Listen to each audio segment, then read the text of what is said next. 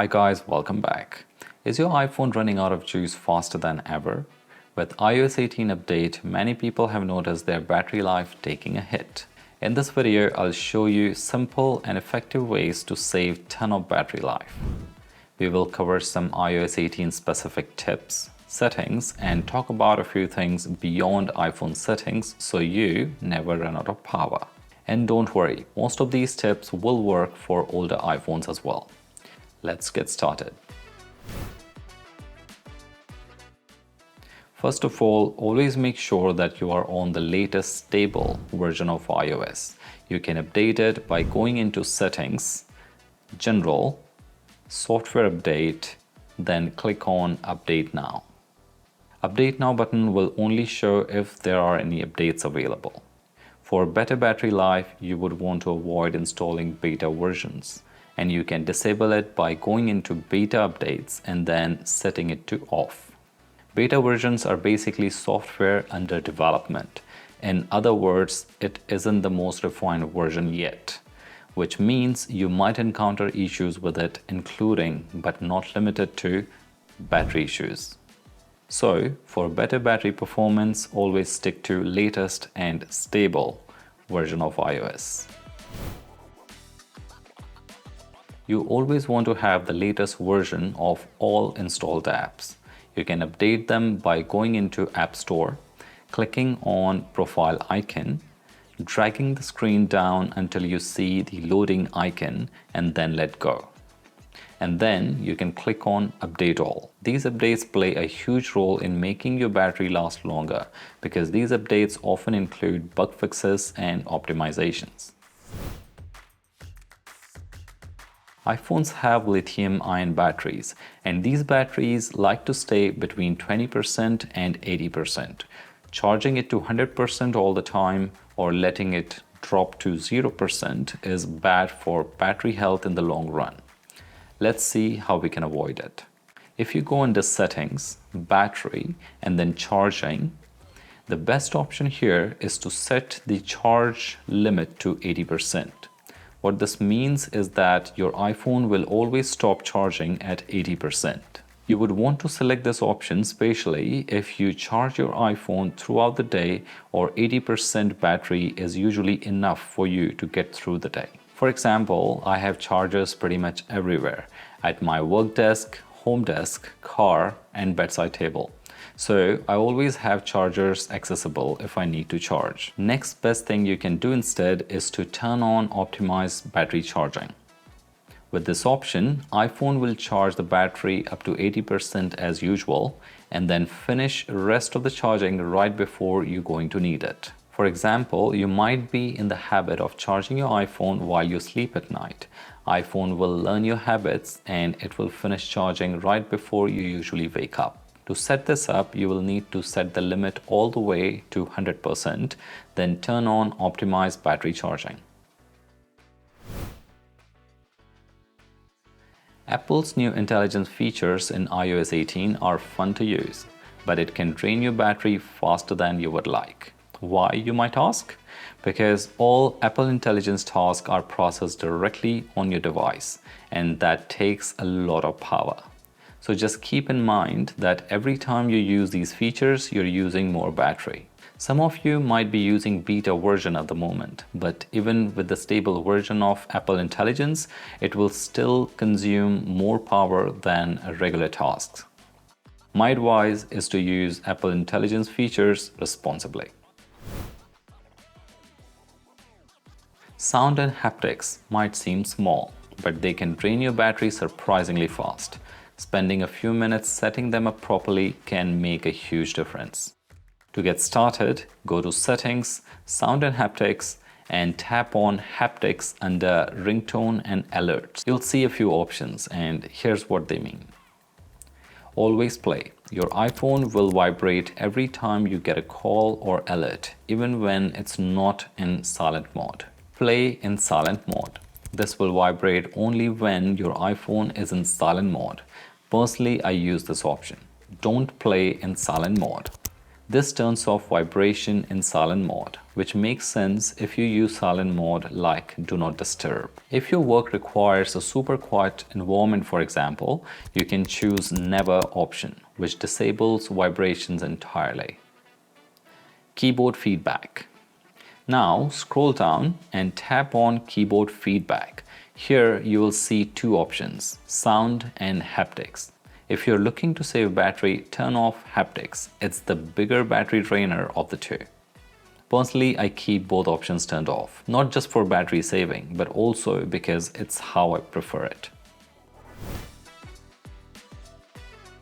I lock my iPhone multiple times a day, and hearing that sound every time can get a bit annoying, so I turn off lock sound as well. If you have an iPhone with Face ID, you might notice a subtle haptic feedback every time your iPhone unlocks. I keep this off because to unlock your iPhone, you have to be looking at it, and you can clearly see whether your iPhone has unlocked. I don't need a haptic feedback to confirm it. To turn this off, go to Settings, Accessibility, Face ID and Attention, and toggle off Haptic on Successful Authentication. Location services is one of those sneaky battery drainers that can easily go unnoticed. Here's how to handle it.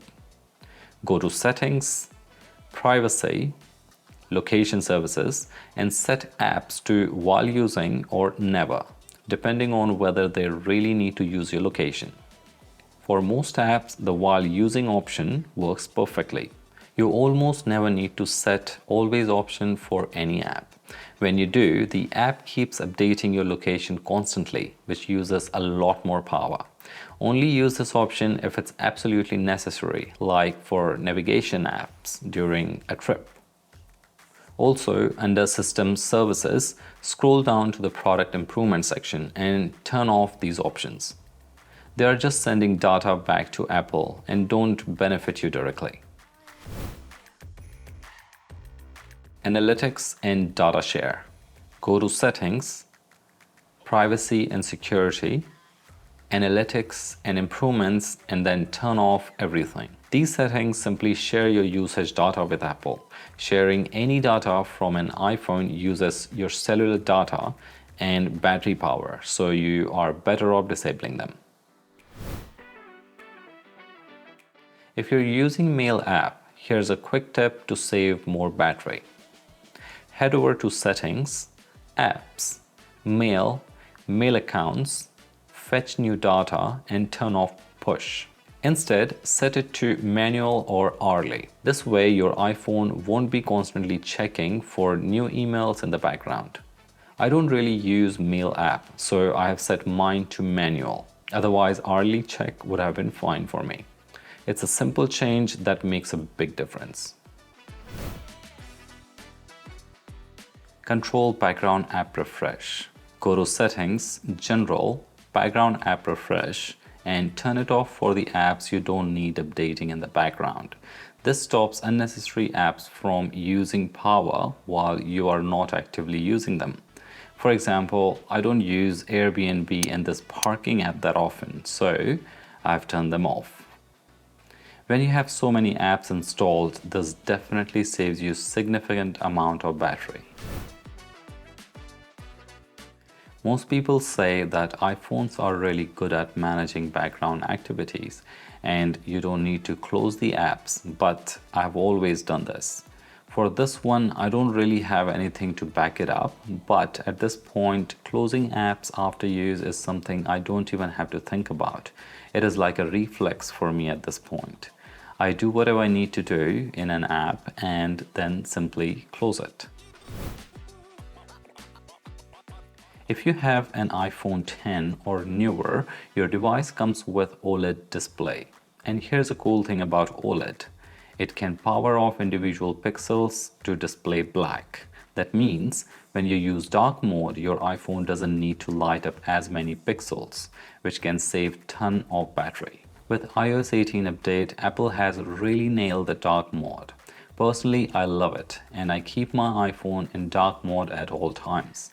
But if you prefer a mix, you can set it to automatic so dark mode kicks in at night and turns off during the day. It's a small change, but it makes a noticeable difference in battery life, and it looks great too.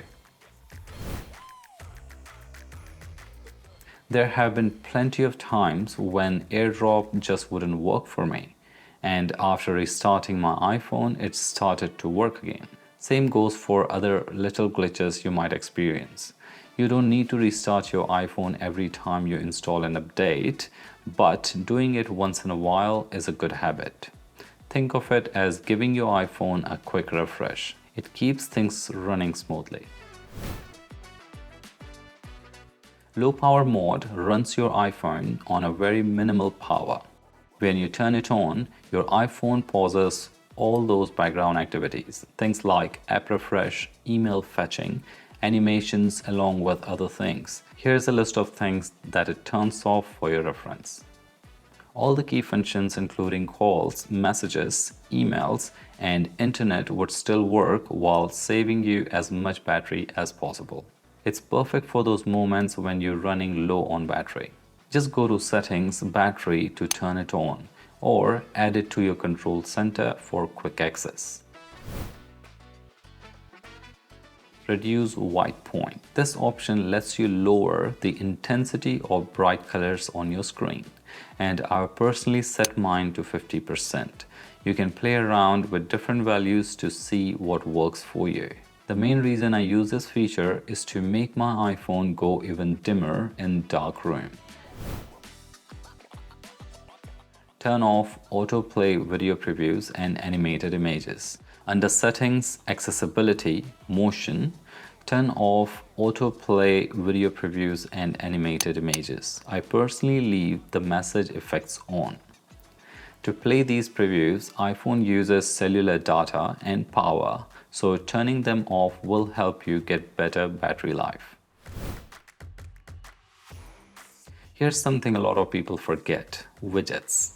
If you have widgets on your home screen that you don't actually use, get rid of them.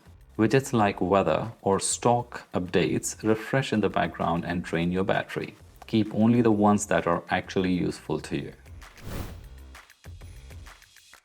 Use 5G Auto instead of 5G On. If you have 5G iPhone, this one's for you. Go to Settings, Cellular Data option, Voice and Data, and choose 5G Auto. Why? Because when you have selected 5G On, your iPhone will always use 5G whenever it's available, even when you don't need it. 5G uses way more power as compared to 4G, and for the most tasks, 4G is all you need. Choose the right data mode. Under data mode, you'll see three options. Allow more data on 5G. This uses 5G heavily, so not a great option for saving battery. With this option, your iPhone will prefer 5G network even over your Wi-Fi. Standard, a balanced option for everyday use. Low data mode. It pauses automatic updates and background tasks to save both data and battery. If you're traveling or on a limited data plan, I would recommend switching to low data mode. But if you're like me and spend most of your time on Wi-Fi, standard is a good middle ground. Turn off iCloud backup on cellular.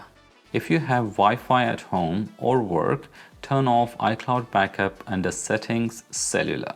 You'll save both battery and data. However, I personally keep iCloud Drive turned on because I use it to share and store documents even when I'm on the go. True Tone adjusts your screen's color based on the lighting around you. It uses more battery since it is constantly working in the background, monitoring the ambient light around you. Go to Settings, Display and Brightness, and then turn off True Tone.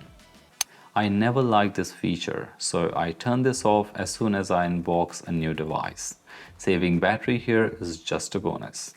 I'm quite surprised that Apple keeps this feature turned on by default. 22. Adjust auto lock. This one's simple and effective, and most people probably already do this. Set your auto lock to the shortest time that works for you. I keep mine at 30 seconds, which works great for me. If that feels too short for you, try 1 or 2 minutes. You can find this under Settings, Display and Brightness, Auto Lock. This is the first iPhone I got with always on display feature. Like everybody else, I was excited to try this feature, but after a couple of weeks, I realized that this isn't that useful. It distracts me, to be honest, without adding any value to how I use my iPhone, so I have turned this feature off. It definitely uses fair amount of battery power, so if you feel the same way about this feature, I recommend turning this feature off. In case you want to keep it on, you can disable Show Wallpaper and Show Notification options as per your preference, because even this helps with battery life. Let's talk about Raise to Wake, a feature that automatically turns on your screen whenever you pick up your iPhone.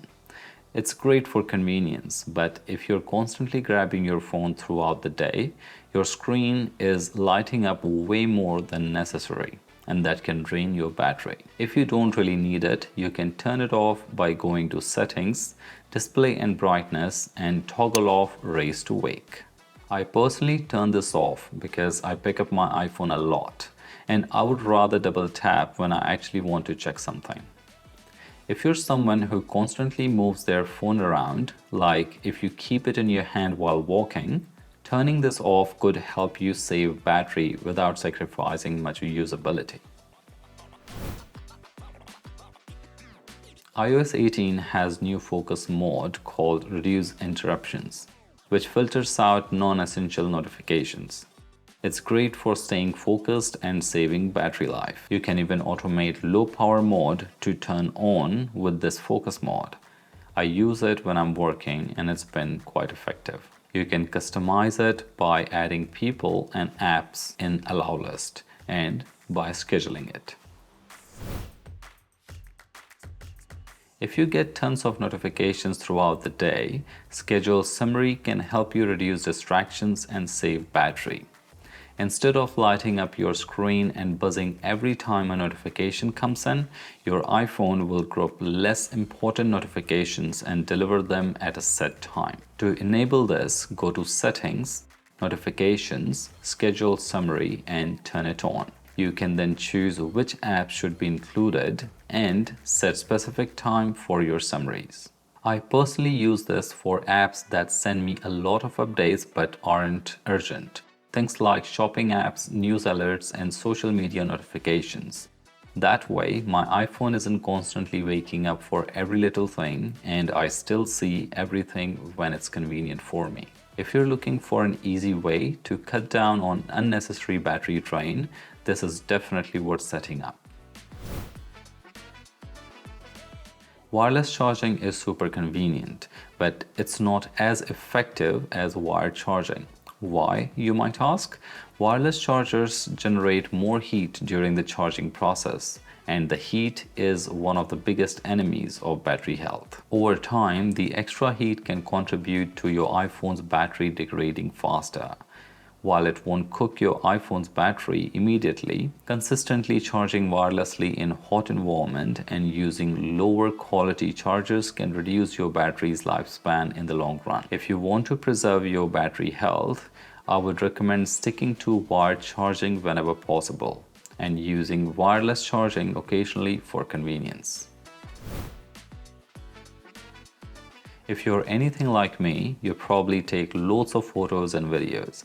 But let me tell you, if you're not using your camera settings properly, it's probably one of the biggest battery drainers on your iPhone. When I got my iPhone 15 Pro Max, one of the first things I did was to set the video recording settings to the highest quality. With those settings, my iPhone was storing huge files, draining battery like crazy, and even getting hot pretty quickly because of the high power usage. Here's the thing, when you shoot videos in RAW or ProRAW formats, Your iPhone is capturing and processing much larger amounts of image data. Similarly, recording in 4K or higher quality formats uses more CPU and GPU power to handle resolution and frame rate, which leads to faster battery consumption. Unless you're doing professional work with your iPhone camera, most of you probably don't need to use these formats. I take tons of photos and videos for my personal use, and honestly, I don't even notice much difference using the standard setting. The quality is already excellent for day-to-day use. The only time I bump up the quality is when I'm recording a YouTube video. So, as nice as it is to have these high quality features, I would recommend using them only when necessary. Always remember, these devices are meant to make our lives easier. They are modern tools designed to help us. I'm all for making your battery life last longer, but not at the cost of experience or the usefulness of your device in your day-to-day life. So pick and choose the tips that suit your use case. That way you can improve your battery life while still keeping your whole iPhone experience great. If you got battery saving tips of your own, drop them in the comment section. I would love to hear them. If you enjoy watching videos like this, consider subscribing to my channel. And don't forget to like the video if you found it helpful. Thank you so much for watching, and I'll see you in the next one. Take care.